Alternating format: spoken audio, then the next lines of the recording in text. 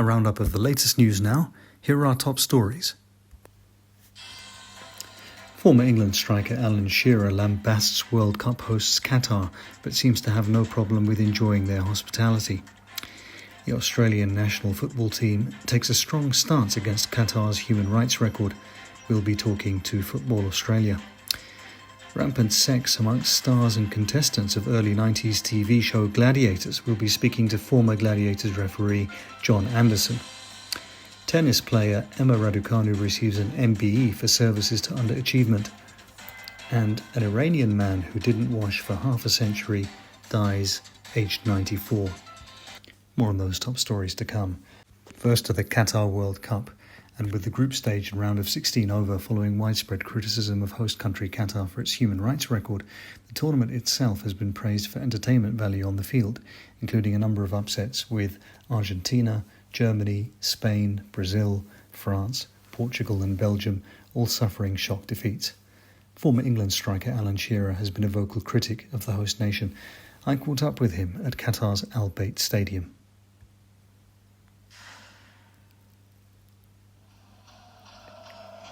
Alan, appreciate you're busy making the most of the lavish hospitality in the VIP area here, albeit on an alcohol-free basis, so thanks for making time to speak to us. No problem, Bob. What's your take on Qatar as a host nation? Well, I think with the human rights record leaves a lot to be desired.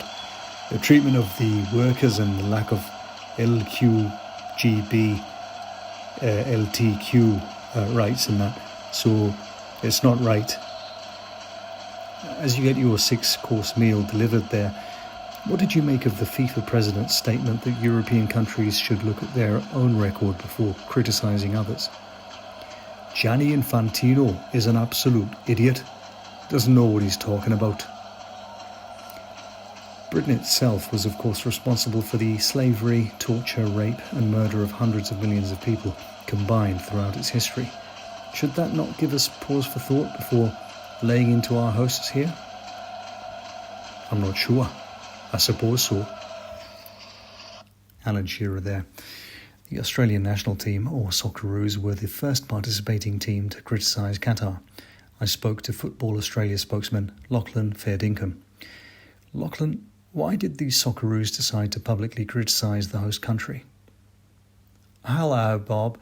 Well, the values adopted by Qatar in terms of its human rights record, treatment of workers and criminalisation of homosexuality are inconsistent with Australia's values, have no place in the modern world, and we decided to take a public stance on the issue.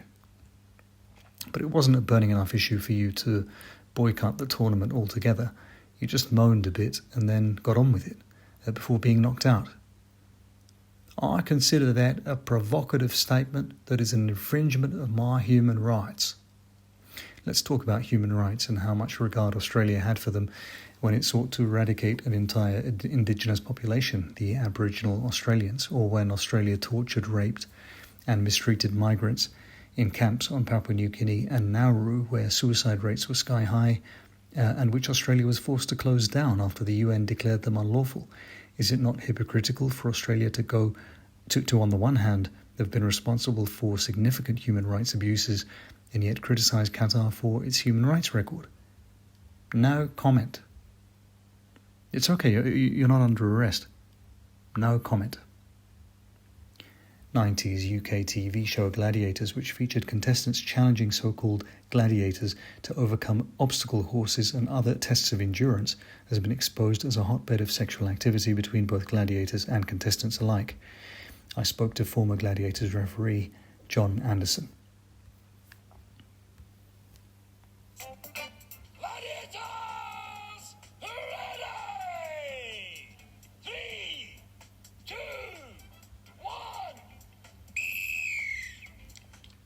Aye, that was me. It became sort of iconic in a way.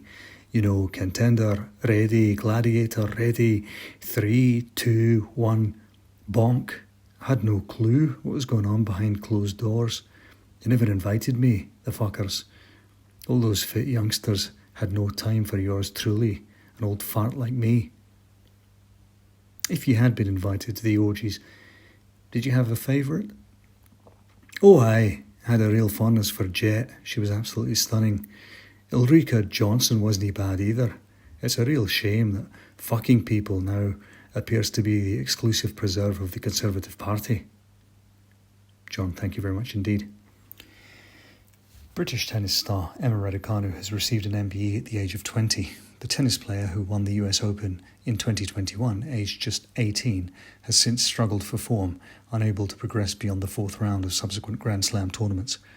I spoke to Honours Committee Media Relations representative Ivan Dervey. Ivan, is Emma perhaps a little too young, or at least at too early a stage in her tennis career to receive such an award? Well, actually, we think it's absolutely the right time. Think about it. There's nothing more British than unexpectedly winning something and then apologising profusely for it through consistent underachievement thereafter. We're simply recognising that fact. In addition, as if the media pressure weighing on Emma's shoulders wasn't enough, we thought we'd add to it by giving her this title to honour the also very British tradition of overhyping homegrown talent. An Iranian man, Amu Haji, who didn't wash for 50 years, has died at the age of 94. Prior to his death, he made the following statement from his home in the southern Iranian province of Fars.